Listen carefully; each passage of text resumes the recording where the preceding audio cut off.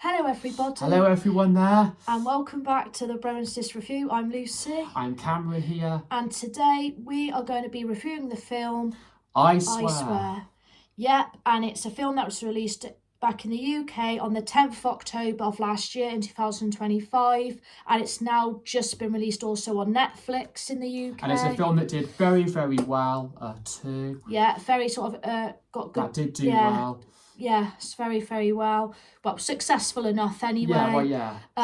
But yeah, so I'm just going to let Cameron explain just a bit about the plot and we'll just go on from there. So, Cameron? So the plot is all based around John Davidson, who is a Scottish man that was living, who lives with Tourette syndrome and severe Tourette syndrome that he has starting from the age of, 13, 12 years old, about when he's about to start at, high school, secondary, pretty much. And we just basically go from just like different points in his life really throughout as the film kind of goes on and it carries on. You see, the issues, like just the different problems, the vulnerabilities that he has dealing with this condition. Not easy. How it affects him at various points of his life. But yeah, I mean that's basically the plot. Just him, coping with Tourette syndrome. And yeah, so that's kind of the main point of the plot, really. Yeah, there's various points in the film that you could say, like obviously. At the beginning, he's actually trying to become like a sort of a goalkeeper. Like he's interested in football. He has a scout that comes to see him, and unfortunately, because that's when his tics start. It's his dad who actually gets him, the scout to come to the school. And I think it makes him nervous actually, and somehow the tics just start out of the blue, and he just doesn't get why this is happening to him all of a sudden, and his parents he's just not sure again like what's really his going dad on. Just doesn't understand. His mum didn't understand what was going on, and it just didn't help their marriage, unfortunately. That crumbled, and his dad actually ended up leaving the family home, so very stressful. And then obviously school life got more difficult. Got into goes fights through like different challenges. And then even when he gets older, obviously he faces more challenges. He gets attacked, which is not nice to see, but he does end up getting a job. Yep, he does, which is in a community centre. Which is very, very lucky, And he gets given an opportunity. And it is a shame because unfortunately, the chap who does actually take him on he ends up passing away, which I think affected John hugely. Passing away. That was sad. But it's actually his school friend, who was Murray, how he gets back into contact with when he's older. And it's his mum, Dottie, actually, Murray's mum, that sort of takes John under her wing because she's a mental health nurse and she just understands better and his needs. The condition. Trying to, give him some stability in life. And it does work. She does help him, actually. Just because his own mother didn't really know what to do. Yeah, the neglect, basically. I think that's the best word to use. I think they just kind of neglected him, maybe. Just didn't sympathise, Because, again, they just thought he was just, again, being stupid. But it's funny, actually, because his mum was a nurse, John's mum was a nurse, but again, she just wasn't like she Dottie. Just didn't seem to grasp on it. No, and embarrassed, I think, when they were out in public. Okay, in the cast, we had Robert Aramayo, who was in the leading role as John Davidson, who, by the way, did a very good job. I mean, he did win the Best Leading Actor in the BAFTA Awards. And they also got another award too, I believe. I think it was for Best Casting or something, which was something like that. Which, you can just see why in the portrayals of all the actors. Maxine Peake playing Dottie. She's a good actress, we know her, she's again from Liverpool, a Northern actress. You had Shirley Henderson, who some of you would know from the Harry Potter films or from the earlier Harry Potter films when she was in those as Moaning Myrtle. And then we had Peter Mullan, is Tommy Trotter, who's the man who gives him the job in the community centre. Yeah. And then Scott Ellis Watson, who portrayed a young John Davidson in what was his first his first he also proper, did a great casting job. role Yeah. In a film like this. Yeah. So for him, he had to learn, he had to, do a lot in portraying, again, with absolutely the, looking into Tourette syndrome. But and also, you got to mention the director too, Kurt Jones, and who wrote this as well and produced and producing this film. A lot going on for him, but cracking job. I think the research they just did into a lot of research done into Tourette syndrome, and more importantly, again, just focusing on how it affected John Davidson. Was done superbly, really well.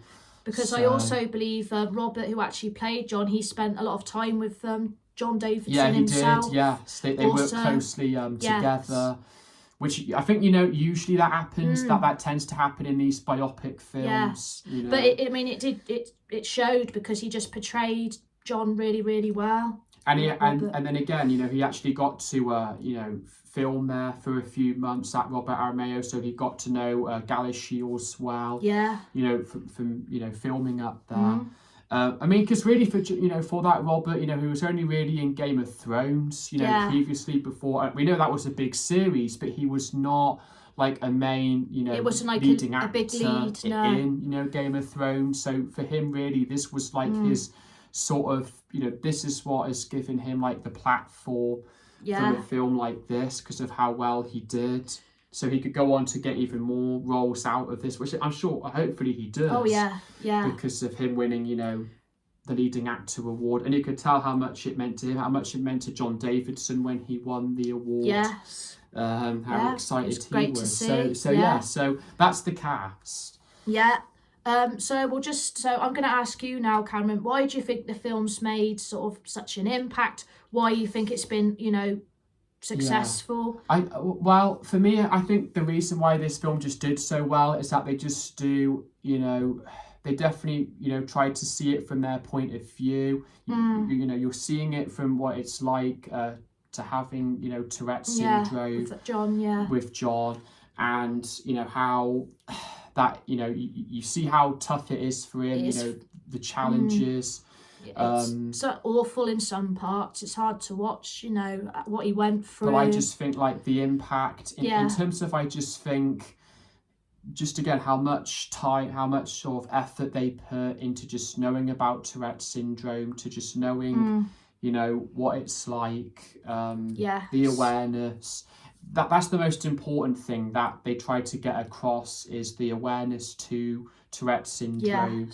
And for us, he got an MBE, didn't he? Well, this actually is it because he's an activist, isn't he? So he went on to do that. I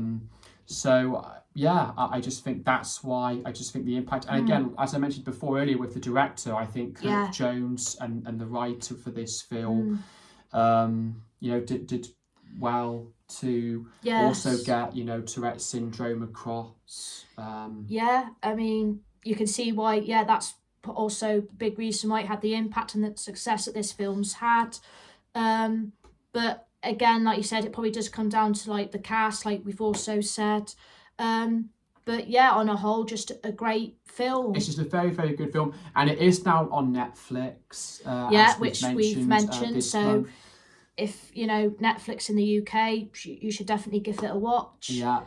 Because we do strongly recommend. It only came out, this month on there still. So still time to see it. And so we'll go on to our ratings and conclusion now. So Cameron, what would be your rating? So for my rating, I did think very highly of it, and I'm going to give it an 8.5 out of 10. Yeah, okay. I'm still giving it a strong rating, but I just wouldn't quite, give it a full 10 out of 10, because maybe there was some, like, a lot of times in the film where it's kind of going from you know, every sort of few years. You don't really quite know at certain points where, you know, where we're supposed to be at in the story. It did go a bit quick. And he, like definitely, maybe that would be like, it's minor things really like that, I guess. But look, in these biopic films, there's only so much they can really, I suppose, guess. And they're trying to go over the main important things. Well, which is the Tourette's, obviously. So they want to, definitely. But that's why I would give it an 8.5, because again, I got to, you know, again, give that as well, mostly for the cast, you know, too. A lot of that. So.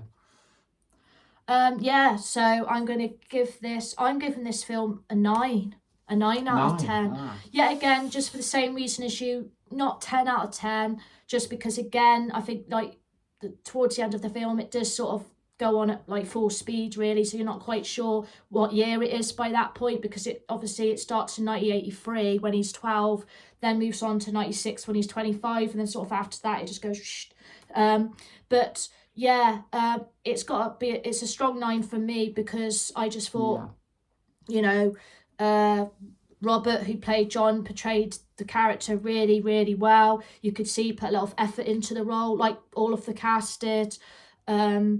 And I think also it's just nice to know that it did make impact as well. Yeah. And you could see how vulnerable John was in that as well. And it was emotional at times, and it did have you sort of feeling for him. And in the end, he did get to like have a reconciliation with his mum, you know, actually, by kind of the end of the film. So that was like a sort of closure thing, I'm sure, well, for both of them, after years worth of just, you know, not really it does kind of end good, having that on relationship. A good note for them. Definitely. Actually, that was quite touching, actually. But also when he gets the MBE at the end, also that was great because of the achievement, his work, you know, teaching people, like, you know, you're not the only person out there who've got Tourette's, and he just wanted to get the word out there. Well, again, as we mentioned, the awareness, I think that's the main thing. But that's why it's getting a 9 from me, just because, of its message, really. And like I said, I said everything. So, and that's going to conclude it, folks. Yes, that's going to conclude on I Swear for this review. Yeah, it's been a great film to talk about, and we're just going to leave it there. Thank you very much for watching. Thank you again, everyone. Please like and subscribe. Yes, It'd be great if you could. And we'll be back again for another review very, very soon. So it's goodbye from now. Goodbye for now. Goodbye.